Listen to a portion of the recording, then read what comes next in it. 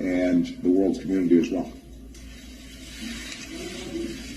The President and myself had a very useful and productive exchange of views relating to security, peace, and counter-terrorism in our regions.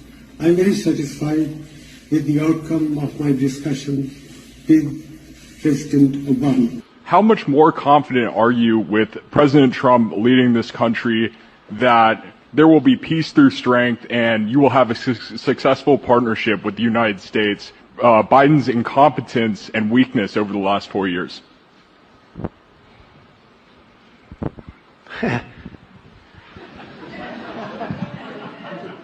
That's your question, but I'll answer.